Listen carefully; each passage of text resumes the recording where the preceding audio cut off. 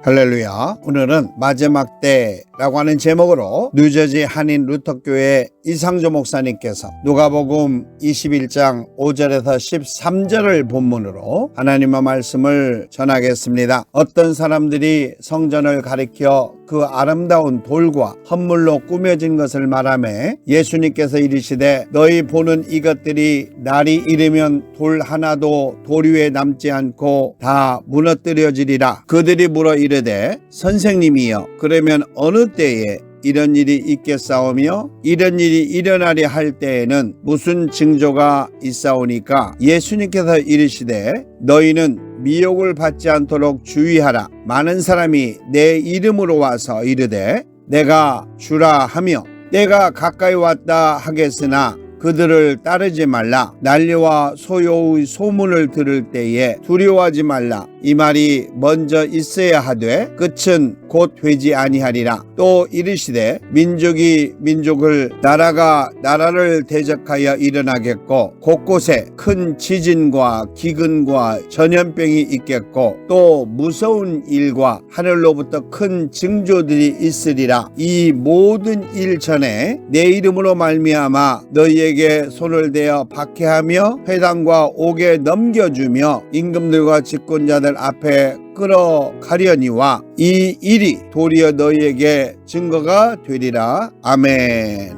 오늘 우리 예수님께서는 우리 예수님의 공생의 사역이 얼마 남지 않은 것을 알고 있었습니다. 그래서 우리 예수님께서는 제자들에게 마지막을 준비해야 할 것을 이미 말씀하셨던 것입니다. 그런데 오늘 본문에서 우리 예수님께서 말씀하시는 내용은 우리 예수님의 마지막 공생애를 말씀하시는 것이 아니라 이 세상의 마지막을 예언한 것입니다. 우리 인간이 살고 있는 이 지구는 우리 예수님께서 창조하셨습니다. 아무것도 없는 공허한 이 우주의 한 곳, 지금 말하는 이곳 지구에 생명을 창조하시고 이 세상을 만드셨던 것입니다. 우리 성경에 구약에서부터 내려오는 이 지구는 반드시 메시아가 오겠고 종말이 온다고 예언했던 것입니다. 그 내용을 우리 예수님께서는 본문에서 말씀을 더 구체적으로 직접 말씀하신 것입니다. 이 말씀을 하시게 된 동기는 화려한 성전 때문이었습니다. 어떤 사람들이 성전을 가리켜 그 아름다운 돌과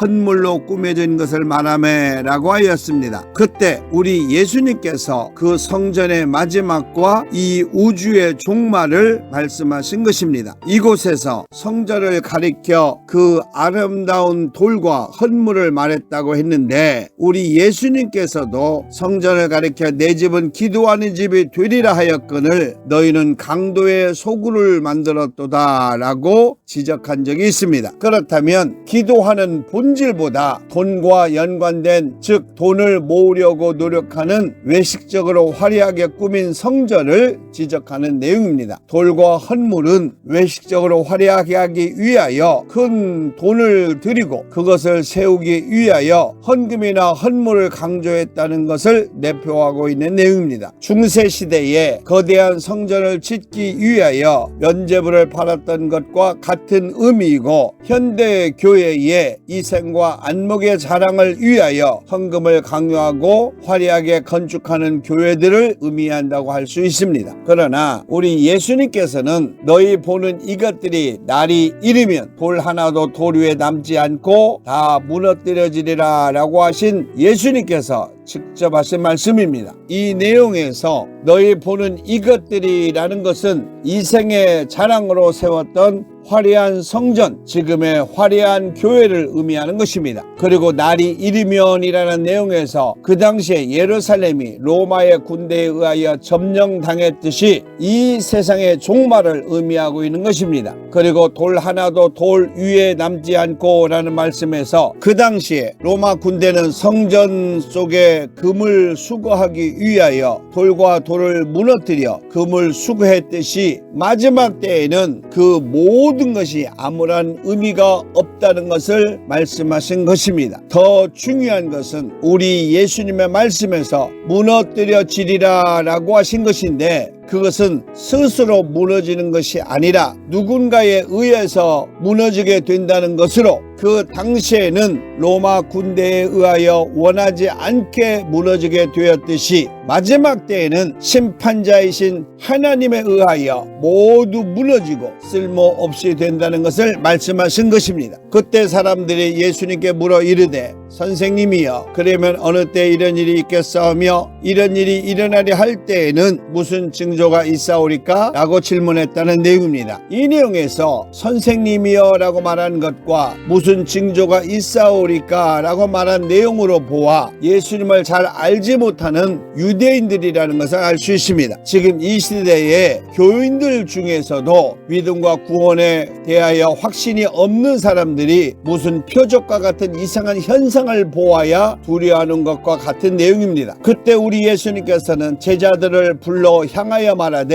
미혹을 받지 않도록 주의하라. 많은 사람이 내 이름으로 와서 이르되 내가 주라 하며 때가 가까웠다 하겠으나 너희는 그들을 따르지 말라라고 말씀하셨던 것입니다. 우리 예수님께서는 진실한 하나님의 백성이라면 어떤 일이 와도 두려워하지 않고 믿음을 지키고 오직 하나님의 뜻을 구하듯이 지금 우리 성도들을 향해서도 너희는 마음에 근심하지 말라, 하나님을 믿으니 또 나를 믿으라 라고 말씀하신 것과 같은 의미로 미혹되지 않도록 주의하라 라고 우리 예수님께서 당부하신 것을 알 수가 있습니다. 그리고 많은 사람들이 내 이름으로 와서 라고 말씀하신 것은 그 당시에 예루살렘의 함락을 의미하는 것이 아니라 이 지구의 마지막 때를 의미하는 것으로 지금 우리가 살고 있는 이 시대를 말씀하고 있는 것입니다. 지금 많이 일어나고 있는 예수님을 빙자한 이단들과 거짓 선지자들을 직역하고 있는 것입니다. 즉 거짓 선지자들을 따르지 말고 미혹되지 말라는 우리 예수님의 당부인 것입니다.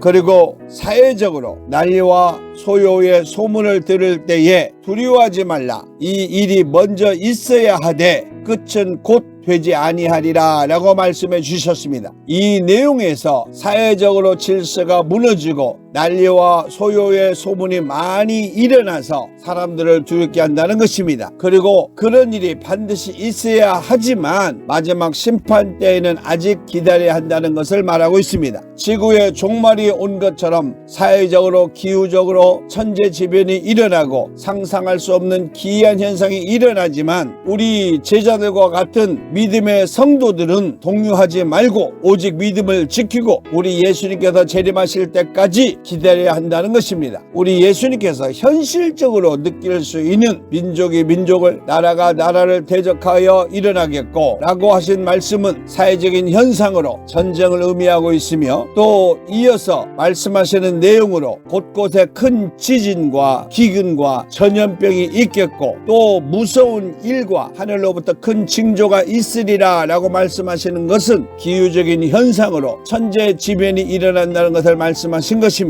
이런 현상들이 지금까지 볼 수 없었던 기이한 현상으로 하늘로부터 큰 징조들이 있다는 것입니다. 이것은 사회적으로, 국가적으로, 그리고 천재지변과 같은 기후의 기이한 현상들이지만 천재지변과 같은 기후의 이상 현상들이 일어난다는 것을 말씀하신 것입니다. 뿐만이 아니라 신앙 때문에 당하는 고난과 고통으로 이 모든 일이 일어나기 전에 내 이름으로 말미암아 너에게 손을 대어 박해하며 회당과 옥에 넘겨주며 임금들과 집권자들 앞에 끌어가려니와 라고 하신 우리 예수님의 말씀은 신앙, 즉 믿음으로 고난을 당하는 것으로 예수님을 믿는다는 그 믿음 때문에 악한 마귀의 손에 있는 집권자들을 통하여 마지막 고난을 당하는 것을 표현하는 것입니다. 요한계시록에 나와 있는 내용처럼 마지막 때 666이라는 짐승의 표와 같은 것은 국가적인 지도자들에 의하여 강요받을 수 있는 것으로 그런 박해 때문에 고난을 받고 감옥에 갇히게 되는 현상을 미리 말씀해 주신 것입니다. 결론적으로 우리 예수님께서는 제자와 같은 성도들에게 이런 일이 도리어 너에게 증거가 되리라 라고 이루어 주신 것입니다. 이 모든 것들은 오직 이 세상에서만 일어나는 마지막 때의 현상이기 때문입니다. 이것을 잘 지키면 우리 예수님의 구원과 영원한 나라에서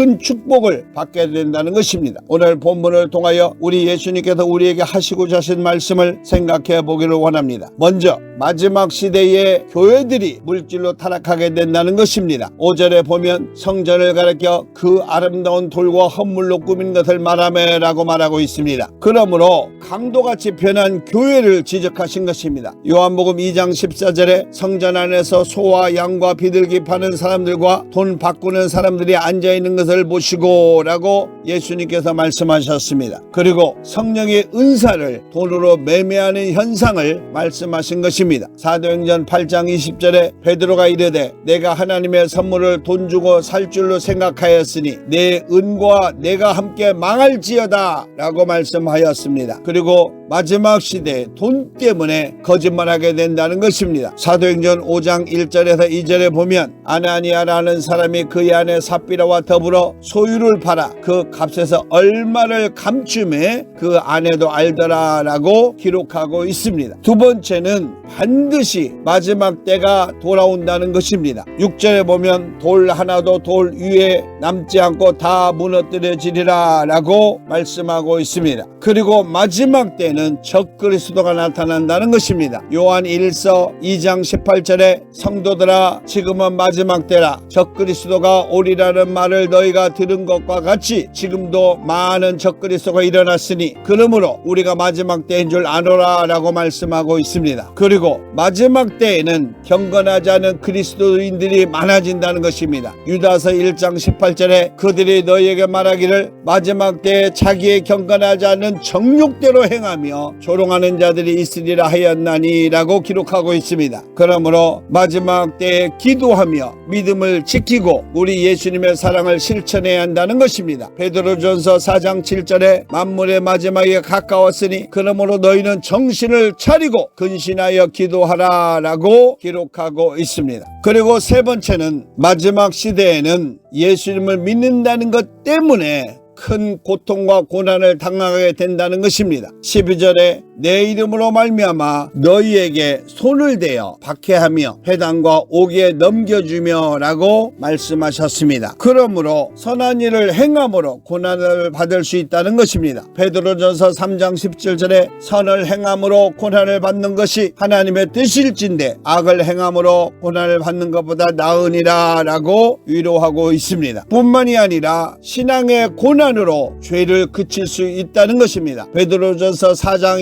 1절에서 2절에 보면 그리스도께서 이미 육체의 고난을 받으셨으니 너희도 같은 마음으로 갑옷을 삼으라. 이는 육체의 고난을 받는 자는 죄를 그쳤음이니라. 그 후로는 다시 사람의 정욕을 따르지 않고 하나님의 뜻을 따라 육체의 남은 때를 살게 하려 함이니라 라고 말씀하고 있습니다. 그러므로 예수님으로 인하여 고난을 받을 수 있다는 것입니다. 마태복음 5장 11절에 나로 인하여 너희를 욕하고 박해하고 거짓으로 너희를 거스려 모든 악한 말을 할 때에는 너희에게 복이 있나니 라고 예수님께서 위로해 주셨습니다. 마지막으로 네 번째는 마지막 시대에는 믿음으로 승리하는 자에게 축복이 있다는 것입니다. 13절에 이 일이 도리어 너에게 증거가 되리라 라고 말씀해 주셨습니다. 그러므로 믿음의 열매가 있어야 한다는 것입니다. 마태복음 21장 43절에 내가 너희에게 이르노니 하나님의 나라를 너희는 빼앗기고 그 나라의 열매 맺는 백성이 받으리라 라고 말씀해 주셨습니다. 뿐만이 아니라 마지막 시대에 부활의 신앙이 있어야 한다는 것입니다.